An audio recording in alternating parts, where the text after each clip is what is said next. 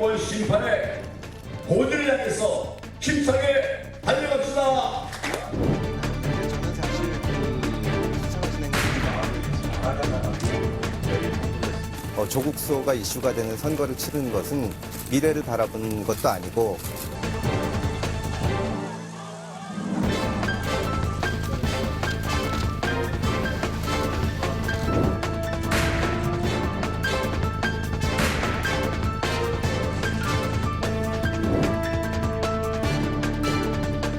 네, 박근혜 전 대통령 탄핵 이후 분열됐던 보수 야권이 3년 만에 미래통합당으로 다시 모였습니다. 호남을 기반으로 한 민주통합당 출범이 지연된 가운데 바른미래당 의원들은 비례대표 9명을 제명하면서 손학규 대표를 압박하고 있습니다. 문재인 대통령은 오늘 국무회의를 주재한 자리에서 경제 상황과 관련한 긴급 지시를 내렸습니다. 총선 앞둔 공천 상황도 짚어보겠습니다. 오늘 정치와호 정령은 김성환 정치평론가, 이현종 문화일보 논설위원 두 분과 함께 시작합니다. 어서 오십시오. 네, 안녕하세요. 네.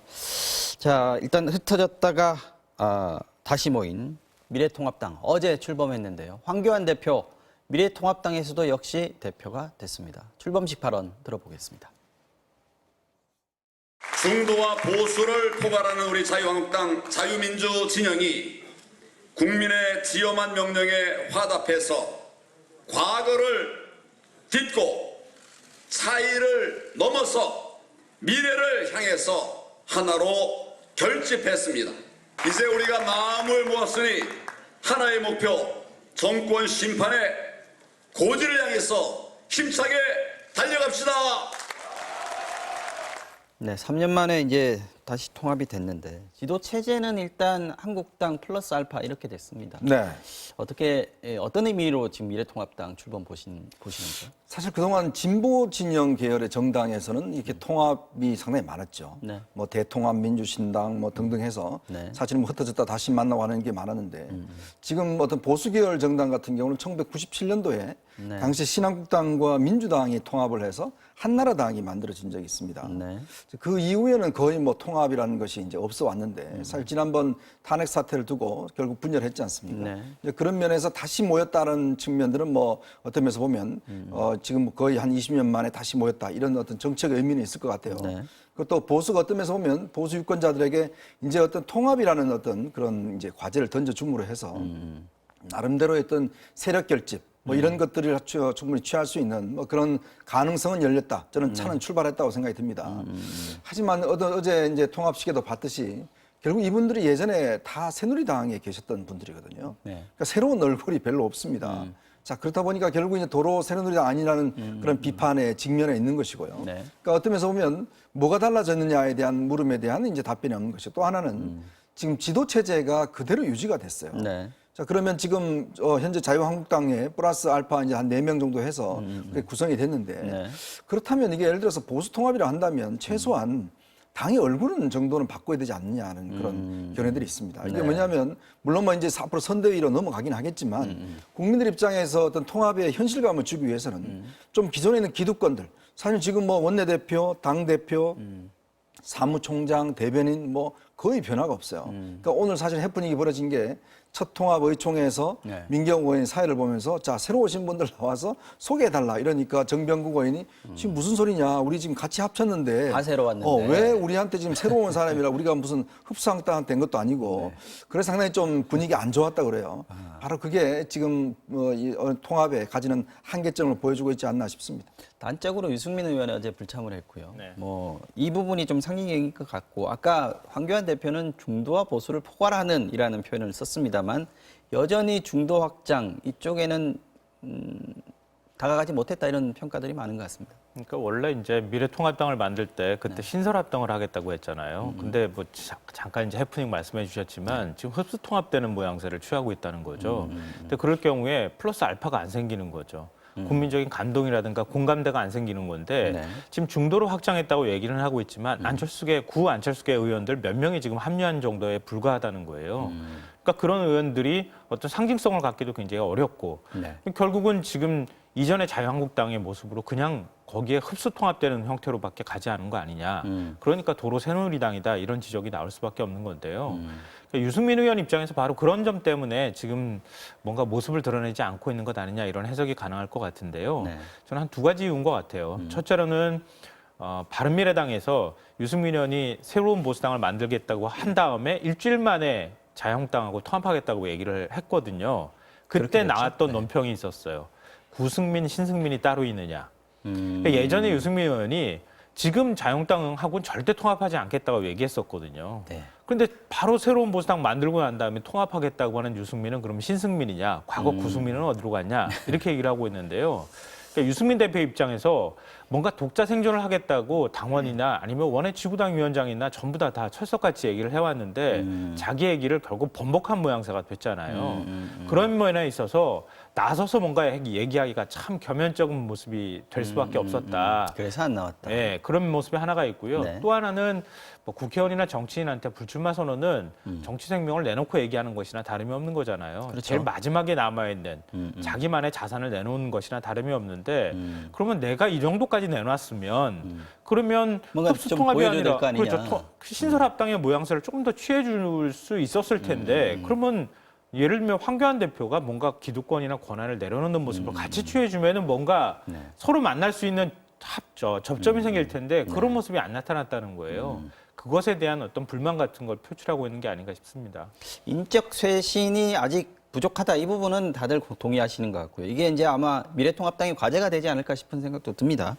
우리공화당도 어제 없었습니다. 조원진 대표 같은 경우에는 보수통합 실패했다 이렇게 평가를 내렸습니다. 네. 유영아 변호사라고 네. 박근혜 전 대통령이 유일하게 유명하신 만나는 분이죠. 분이죠. 네. 어제 이제 탈당을 했다고 그럽니다. 한국당을. 아, 그래요? 그런 의미가 아마 상당히 있는 것 같아요. 결국 나는 이 통합에 동의할 수 없다. 어떤 면에서 네. 보면 이제 박근혜 전 대통령의 이제 뭐 지금 유일한 지금 창구니까요.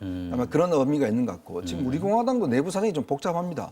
홍문종 의원의 이제 친박 신당 만들었죠? 당과 또 지금 이제 조원진 의원의 지금 이 당과 여길 또 탄핵을 두고서도 양쪽이 좀 엇갈리고 있고 박근혜 전 대통령에 대해서도 좀 엇갈리고 있고 그러면서 본다면 사실은 우리 공화당은 예전같이 그렇게 단일 대우는 아닌 것 같아요. 그렇죠. 그러니까 그러면서 본다면 사실 우리 공화당이 참여를 안 한 것이 어떤 면에서 보면 새로운 보수당이 들어올 수 있는 어떤 면에서 보면 뭐 토대가 됐기 때문에 다 함께 갈 수가 있겠는가라는 생각이 들어요. 지금 뭐 김문수 의원이 하고 있는 지금 통일당인가요? 자유통일당인가요? 네네. 지금 정강훈 목사가 하는 뭐 거기도 일단 참여하지 않았고 네. 이제 먼저는 이제 어떤 면에서 보면 지금 새로운 미래통합당 같은 경우는 나름대로 이제 보수는 일단 결집했다라고 보는 것이고 문제는 이제 플러스 알파인데 저는 플러스 알파를 이 세력으로서의 플러스 알파 의미보다는 네.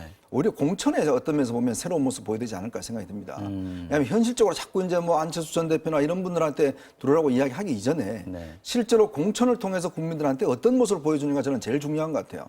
지금 이제 그래서 오늘부터 지금 TK 지역에 대한 공천 심사가 들어갔지 않습니까? 네네.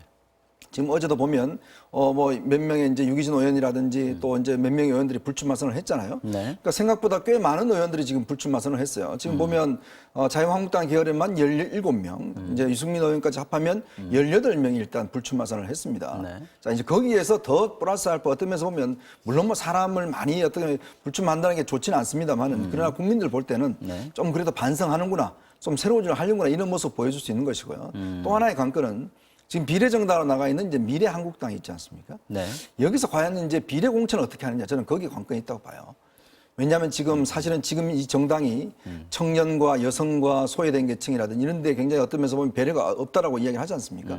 자, 그러면 미래한국당 어떤 공천을 정말 저는 획기적으로 해야 된다. 비례 공천을. 정말 국민들이 보기에 저렇게도 할 수 있나? 네. 이런 모습으로 보여준다라고 한다면 나름대로 아까 지적하신 대로 이제 전체 보수를 다 통합했느냐, 중도 확장이 뭐 가능성이 있느냐 여러 가지 논란이 될 텐데 저는 여기서 어떤 면에서 보면 승부를 건다면 실제로 보수 통합의 효과는 충분히 얻을 수 있지 않겠는가 생각이 듭니다. 인적 쇄신 얘기하다 보니까 자연스럽게 뭐 공천까지 갈 수밖에 없는 상황이긴 합니다. 근데 여기 이거 마무리 좀 하고 가죠. 그 우리 공화당 같은 경우에 또는 뭐 친박신당 같은 경우에 지금 미래통합당에서 만약에 흡수하지 않고 이 상태로 총선을 치른다고 할 경우에 특히 대구 경북 지역에서는 변수가 되지 않을까 이런 생각들을 많이 하던데요.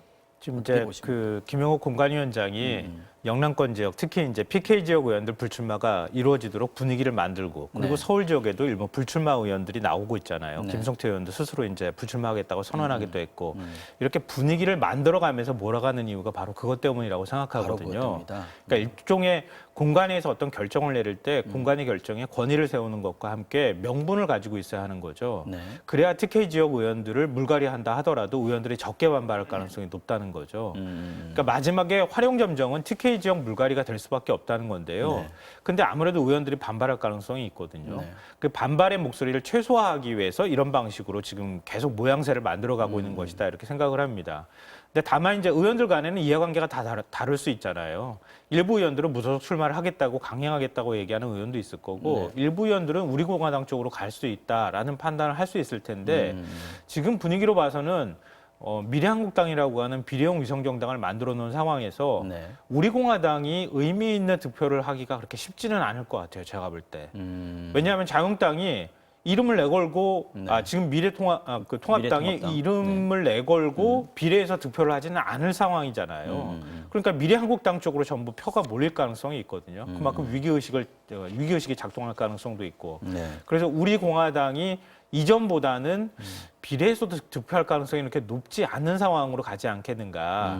그러니까 이런 것 때문에 우리 공화당을 통합을 했을 경우에 생길 수 있는 분란이나 이런 것들을 막기 위해서 지금 미래통합당이 우리 공화당을 배제한 채 지금 통합을 한 것이 아닌가라고 생각됩니다. 그럼 향후에도 같이 붙을 가능성이 많이 떨어졌다 이렇게 보여요. 그렇죠. 그렇게 해버리면은 다시 또 분란이 생길 가능성이 굉장히 높죠. 예, 그것을 막기 위해서 지금까지 이런 모양을 만들어 왔으니까요. 그러니까 앞으로도 통합 가능성은 제가 볼 때는 없다고 생각합니다. 알겠습니다. 어제 이런 일도 있었습니다. 출범식에 문재인 대통령도 화환을 보냈고 이해찬 대표도 화환을 보냈는데 가봤더니 화환이 뒤집어져 있더라. 그리고 나중에 보니까 명패가 떨어져 있더라. 낙서도 돼 있더라. 이런 얘기들이 있었는데 이 상황은 어떻게 봐야 됩니까? 이게 참 우리가 흔히들 얘기할 때 보수의 품격이라고 얘기하잖아요. 그러니까 임미리 교수 칼럼에 대해서 민주당이 선거법 위반으로 고발한다고 할 때 자유한국당 쪽에서 보수 진영에서 뭐라고 공격했습니까? 그 정도도 못 참느냐 이렇게 얘기를 하지 않았어요. 사실 반문 정서가 굉장히 강하다고 하는 건 뭐 모든 사람이 아는 사실이긴 하지만 네. 그래도 잔칫날이잖아요. 잔칫날 축하합니다라고 하는 그 화환을 보낸 것을 그렇게 훼손하거나 이런 행위는 네. 미래통합당이 앞으로 어떻게 무엇을 지향할 것인가에 대해서 갸웃거리게 만드는 장면이 아닐까 싶습니다. 물론 뭐 당 지도부에서 이렇게 하진 않았겠지만 그렇죠. 일부 당원들은 또 이렇게 할 수가 있는데 좀 잘 보살펴야겠죠. 이 행사 굉장히 중요한 행사니까요. 아까 임미리 교수 칼럼 고발건 얘기를 했는데 지금 소식이 조금 계속 이어지고 있습니다. 잠깐 보겠습니다. 민주당이 고발을 취한 뒤에도 지금 뒷말이 이어지니까 공동 선대위원장 내정자죠. 이낙연 전 총리가 나서서 국민들께 미안하다 이렇게 사과를 했습니다. 먼저 한번 들어보겠습니다. 겸손함을 잃었거나 또는 겸손하지 않게 보인 것들에 대해서는 국민들께 미안하게 생각합니다. 앞으로 저부터 더 스스로를 경계하고 주의할 것입니다. 당도 그렇게 해주기를 기대합니다. 네, 민주당으로서는 악재는 악재입니다. 지금 남인순 최고위원도 사과 발언을 했고요. 임미리 교수도 대답을 했는데 뭐 당 대표가 직접 공식 사과를 안 한 건 유감이지만 뭐 이 전 총리나 아니면 그 남인순 최고위원이나 이분들의 말 의미가 있고 받아들이겠다, 수용하겠다라고 얘기를 했습니다. 그러면서 이 방송에 출연해서는 이 정도로 좀 마무리했으면 좋겠다, 이제 더 이상 이 얘기를 안 했으면 좋겠다라는 뜻도 좀 보였는데 이 상황은 어떻게 보십니까? 오늘 또 그 이인영 원내대표가 교수단체 대표연설에서 송구스럽다 이렇게 사과를 또 한마디도 하지 보탰죠? 않았습니까? 네. 근데 저는 이낙연 전 총리가 굉장히 이렇게 답답한 민주당의 상황을 그나마 뭔가 구멍을 하나 뚫어준 것이다 이렇게 생각하고요. 네. 거꾸로 말하면 민주당의 위기 대응 능력이 지금 뭔가 어디가 삐걱거리고 있는 것이다. 그런 문제에 있어서 빨리 신속하게 선대위 체제로 전환할 필요가 있다라는 생각을 하게 됐습니다. 그러니까 지금 민주당이 그러지 않아도 선대위 체제로 좀 빨리 조기에 돌아서는 게 필요하다 이런 얘기가 나오고 있는데요. 그러니까 지금 왜 이렇게 민주당이 그동안에 뭐 구자유한국당이나 지금 이제 미래통합당의 예전 모습들을 보면 보수 진영에서는 어떤 문제가 있을 때 뒷수습을 잘 못한다고 하는 지적들을 많이 받았어요. 근데 민주당은 굉장히 잘 대응했다고 하는 평가가 있었거든요. 대체적으로는. 네. 근데 이번 일을 겪으면서 민주당이 뭔가가 삐걱거리면서 이 뭔가 대응을 제대로 못하는 모습들을 우왕좌왕하는 모습이 나타났거든요. 네. 근데 이게 뭐냐면 제가 곰곰이 생각해 보니까 다 출마를 겨냥하고 있기 때문에 책임질 사람이 하나도 없는 거예요. 책임 안 지려고 하는 거예요. 나도 지금 지역구에 가가지고 자기 표받아야 앞가림이 되는 바쁘다. 사람인데 책임 아무도 안 지는 겁니다. 그러면 당대표가 책임지는 모습을 보여주던가 네. 그것조차도 지금 안 되고 있는 상황이라고 하면은 당 시스템이 안 굴러가는 것이다. 그럼 차라리 빨리 선대위 체제로 돌아서서 네. 상임선대위원장을 맡고 있는 이낙연 전 총리한테 맡겨놓고 원래 계획이 그거였잖아요. 얼굴 역할 맡기겠다고 네. 했던 거잖아요. 그럼 빨리 그렇게 돌아서 줘야지 되는 게 맞는 거다. 그렇게 해서 선대위원장을 중심으로 해서 당이 신속하게 움직이는 체제를 만들어줬어야 하는데 그걸 못 만드니까 답답한 마음에 이 전 총리가 먼저 나서서 내정자라는 얘기까지 하면서 사과를 한 것이다.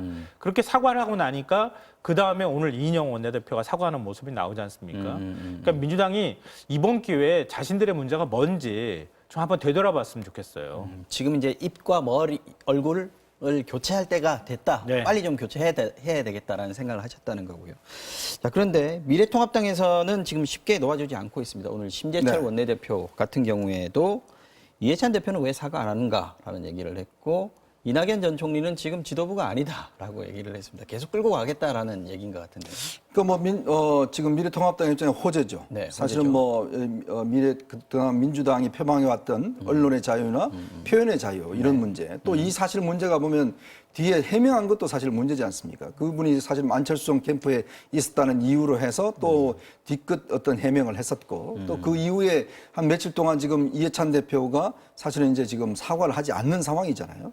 근데 뭐 내부적인 이야기를 보면 이해찬 대표도 이게 도대체 몰랐다는 이야기도 있고 한데 근데 모르겠습니다. 지금 어차피 이해찬 대표가 본인 이름으로 일단 한 거니까 뭐 수석 대변인 홍익표 수석 대변인 했던 누가 했던 간에 책임 있는 사람의 일단 사과가 있어야지만 빨리 수습이 되는데 네. 이미 참 어떤 면에서 보면 이 사안이 저는 이렇게 오래 끌 문제는 아니라고 봅니다. 사실은 어떤 면에서 보면 금방 어떤 면에서 빨리 수습될 수 있는 문제인데 오히려 문제를 키우는 게 민주당 내부에서 문제를 키워버렸고 또 이낙연 전 총리가 저렇게 이야기함으로 해서 어떤 면에서 보면 이게 묘하게 지금 민주당 내부의 권력의 어떤 변화까지도 지금 나오는 어떤 면에서 보면 작은 몸짓이 큰 태풍을 일으켜버리는 그런 현상이 돼버렸어요. 왜냐하면 사실은 생각해 보십시오. 오늘 지금 이인영 원내대표가 국회 대정연설에서 이야기를 했지 않습니까? 네. 자, 그럼 이해찬 대표는 어떻게 됩니까? 자, 이낙연 총리도 지금 전 총리도 그렇게 이야기를 해버렸으니까 지금 본인이 아무리 사과를 해도 어떻게 보면 의미가 없는 것이고 지금 지역구에서는 난리거든요. 왜 지역구에서는 왜 이거 빨리 지금 지도부가 대처 안 하느냐라고 지금 출마자들이 난리는 상황인데 그러니까 한편으로 보면 빨리 선대위로 전환하자. 결국 뭐냐면 같은 얘기시군요. 빨리 권력을 뭐 어떤 면에서 보면 당 권력을 바꿔야 된다. 이런 논란 쪽으로 지금 전환되는 사실 이 칼럼 문제가 사실은 뭐 큰 문제가 아니었음에도 불구하고 네. 어떤 면에서 보면 민주당의 지금 당 권력까지도 흔들어 버리는 어떤 면에서 이거는 사실은 자초한 측면이 있는 거죠.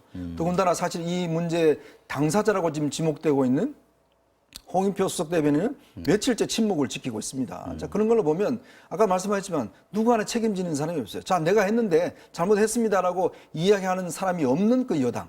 사실 이것이 어떤 면에서 보면 민주당, 미래통합당 입장에서 보면 좋은 공격의 소재가 될 수가 있죠. 알겠습니다. 뭐 이 정도 하고요. 총선 관련 얘기도 하겠습니다. 공천 관련해서요. 가장 관심을 끌고 있는 게 어제 오늘 더불어민주당의 강서갑 지역구입니다. 지금 금태섭 의원이 원래 현역 의원이고요.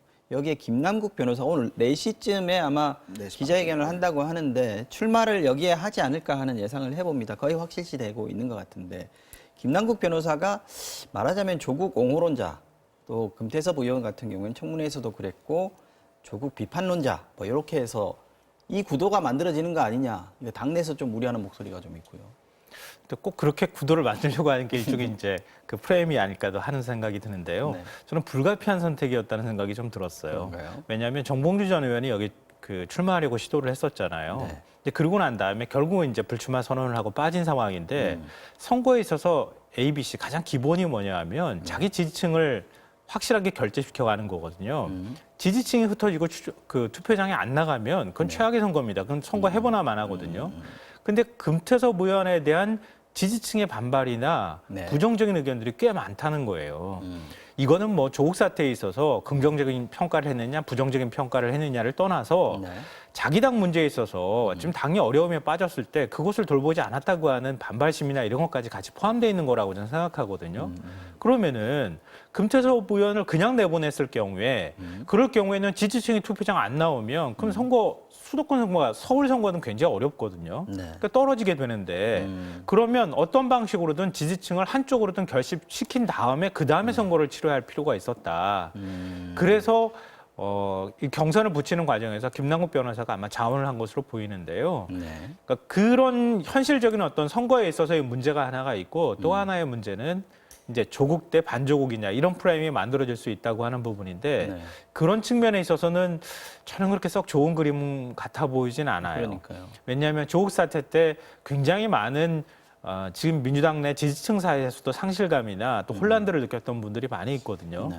다시 그걸 도돌이표처럼 반복하기가 싫은 마음들이나 정서들이 깔려 있다는 거죠. 그러니까. 특히 그동안에 민주당을 지지해왔던 이른바 지금은 부동층으로 떨어져 나가 있다고 볼 수 있는 그 층에서는 이번 문제를 좀 예민하게 바라볼 가능성이 있기 때문에 네. 지금 뭐 금태섭 변호사가 스스로 기자회견에서 조국 대 반조국이라고 하는 프레임을 지금 먼저 제시하고 나선 상황인데 이게 서울 선거에서는 그렇게 썩 좋은 효과로 나타나지 않을 가능성이 있다라는 생각이 좀 들어서 민주당한테는 불가피한 선택이지만 네. 부정적 영향을 끼칠 가능성은 있다라고 생각합니다. 어떻게 보시죠? 저는 이게 임미리 교수 사태보다 더 큰 폭발력을 가진 문제가 아닌가라는 생각이 들어요. 어떤 점이 그렇습니까? 자, 문재인 대통령이 이제 조국 교수 좀 놔주자라고 이야기를 했지 않습니까? 네. 근데 민주당이 앞장서서 다시 끌어들여 버렸어요. 그것도 선거판에 끌어들여 버렸어요. 자, 왜냐하면 사실 이 지역 같은 경우는 이제 지금 추가 공모를 해버렸잖아요. 네. 그러니까 이 추가 공모한 거 지금 추가 공모한 게 조홍천 의원 지역하고 여기 지금 금태섭 의원 지역이잖아요. 두 사람이 다 어떤 사람입니까? 조홍천 의원은 박근혜 정부 때 청와대에 근무했었던 비서관이 했었고요. 정천 의원 지역구는 추가 공모는 아니고 경선 지역으로 정했던 거고요. 그다음에 지금 이제 이 금태섭 의원 같은 경우는 아시겠지만 다 조국 사태 때 또 공수처와 관련해서 그렇죠. 당이 쓴소리를 하는 것인데. 네.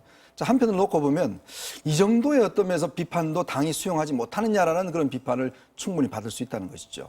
뭐 그런 측면에서 본다라면 또 예를 들어 뭐 다른 사람이 모르겠습니다만은 두 사람도 어떤 면에서 조국 전 장관의 제자 출신들입니다. 금태섭 의원도 그렇고 김남국 변호사도 그렇고. 또 한 사람도 예를 들어 서초동 집회를 사회도 보고 굉장히 거기서 주도적으로 했던 사람이에요. 자, 이렇게 되면 조국 전 장관 문제가 또다시 이제 불거져 나올 겁니다. 자, 그리고 어떤 면에서 보면 지금 강성 지지층들 같은 경우는 이제 결집할 가능성이 있어요. 네. 그럼 많이 뒤집어질 수도 있습니다. 사실 경선 결과에 따라. 왜냐하면 지금 김남국 변호사는 신인 가산점이라는 게 있어요. 네. 그게 지금 제가 알기로는 한 15% 이상 되거든요. 네. 거기에 청년 가산점 등등 합하면 이게 경선이 어떤 국면으로 갈지 몰라요. 자, 그렇게 되어버리면 과연 민주당이 전체적인 선거 구도에 유리할 것인가. 네. 전 또 하나의 의미는 민주당이 왜 이렇게 만들었을까라는 걸 보면 한편으로 길들이기다라는 측면이 있는 거죠. 왜냐하면 자, 당의 어떤 면으로 쓴소리하고 당의 노선에 어떤 면에서 좀 다른 길로 가는 사람은 이렇게 될 거야. 좀 고생 좀 해봐야 돼. 이런 이미지와 이런 경고를 주기 때문에 이건 어떤 면에서 보면 민주당이 어떤 면 포용성이라든지 다양성이라든지 이런 걸 포기하는 게 아닌가. 그래서 본다면 저는 이번 이 문제는 오히려 임미리 교수 문제보다 우리가 예전에 했던 진박공천 문제 또 우리 19대 때 김용민 사태라든지 또 그런 것들을 재현시킬 수 있는 굉장히 저는 폭발력 있는 사안이라고 봅니다. 거기까지 가십니까? 두고 보시죠. 뭐, 예.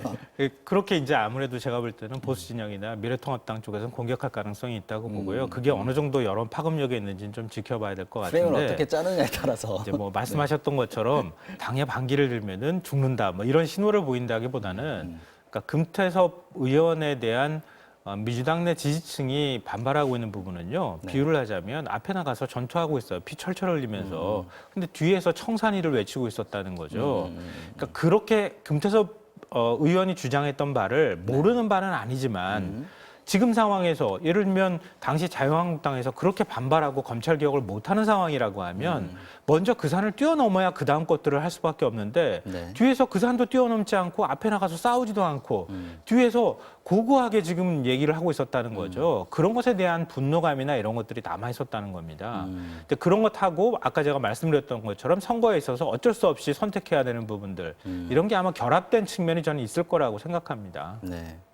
이거 얼마나 고민됐겠습니까? 민주당 지도부나 공천관리위원회에서는요. 그렇죠. 이런 프레임들을 굉장히 우려했을 거라고 생각하는데 네. 근데 결국은 선거하고 난 다음에 지지층부터 깨지면은 선거 해보나 마나니까 어쩔 수 없이 그렇게 선택을 할 정봉주 수밖에 전 없다는 의원이 거죠. 나가면서 당이 어떻게 후속 조치를 하느냐에 따라서 대응하겠다라고 얘기를 했잖아요. 네. 이 당에 바라는 후속 조치가 혹시 김남국 변호사하고 또 정봉주 의원하고 또 친하다고 얘기를 하니까 네, 그렇죠. 김남국 변호사를 저기 공천 추가 공모하지 않으면 내가 또 다른 얘기 할 수 있다. 뭐 이런 식으로 좀 받아들여진 거 아닌가. 그거에 대해서 당 지도부나 공천관리위원회에서 조금 배려를 한 거 아닌가, 고려를 한 거 아닌가 생각도 드는데요. 그렇죠. 그런 뭐 충분한 의문을 가질 수가 있는 거죠. 그러니까 결국 뭐냐면 아까도 말씀하셨는데 뭐 전투라고 이야기를 하는데 네. 사실은 어떤 정당에서 여러 가지 의견이 있을 수가 있습니다. 자, 그런 걸 과연 어떻게 포용하고 이제 문제를 풀어나가느냐에 문제가 있을 수가 있어요. 네. 근데 예를 들어서 당론을 내가 다른 이야기를 했다고 해서 다른 투표를 했다고 해서 이런 방식으로 예를 들어서 길들이게 한다. 네. 자, 그렇게 되면요. 앞으로 민주당 같은 경우는 한 목소리만 허용하는 겁니다. 자, 그렇게 된다면 과연 민주당이 전체적인 선거에서 어떤 영향을 미칠까? 저는 그런 면도 충분히 있다고 보거든요. 어떤 면에서 보면 또 이 강성 지지자들 중에서 자, 우리를 어떤 한 배 하게 되면 우리가 떨어뜨릴 수 있어. 예전에 그 최고위원 선거할 때 이훈혜 지금 장관 같은 경우는 당시에 양양자 의원하고 붙었지 않습니까? 네. 양양자 위원장하고 붙었는데 결국은 양양자 위원장이 이겼어요. 자, 그런 현상을 보면 결국에 어떤 당에서 꼬리가 몸통을 흔들어 버리는 이런 상황이 이제 만들어 줄 수가 있고 이것이 사실은 어떤 면에서 보면 한 지역구만 선거하는 게 아니지 않습니까? 전국적인 이미지와 이런 것도 가져야 되는데 그랬을 경우에 과연 당 지도부가 과연 이런 선택을 하게 된 게 어떤 면에서 보면 저는 굉장히 전략적 오류가 아닌가. 특히 이것이 어떤 면에서 아까 제가 말씀드렸지만 굉장히 폭발적인 사람, 자, 표현의 자유의 문제와 당의 다양성에 대한 문제. 마무리해야겠습니다. 이런 문제는 상당히 앞으로 민주당이 가져가야 될 짐이라고 생각이 듭니다. 마무리해야 될 텐데. 한 30초만 제가 네, 말씀드릴게요. 30초만 드리겠습니다. 그러니까 앞서 제가 말씀드렸던 것처럼 선거 구도상 어쩔 수 없었던 선택이었을 수 있다고 말씀드린 이유가 서울 같은 경우에는 한 5%포인트 이내에서 다 당락이 결정돼요, 대체적으로. 근데 그 5% 지지층이 움직였다고 한번 생각을 해보세요. 정봉주 전 의원에 공감하는 사람들, 그리고 검찰개혁에 공감하는 사람들이 만약에 금태섭 의원이 그냥 바로 공천을 받는다고 하면은 투표장에 안 나간다고 가정을 해보면 그냥 지옥 가나 버리는 셈이 된다는 거예요. 어떤 방식으로든 지지층을 결집해 나가고 난 다음에 그리고 난 다음에 뭔가 후사를 봐야 되는 상황이었다. 그런 면을 다시 한번 말씀드리고 싶습니다. 알겠습니다. 오늘 정치와 정령은 여기서 마무리해야 되겠습니다. 더 할 얘기가 많이 남아 있었는데 생각보다 앞에 말이 길어졌습니다. 다음에 또 더 얘기하도록 하겠습니다. 김성환 정치평론가, 이현종 문화일보 논설위원 두 분과 함께했습니다. 고맙습니다.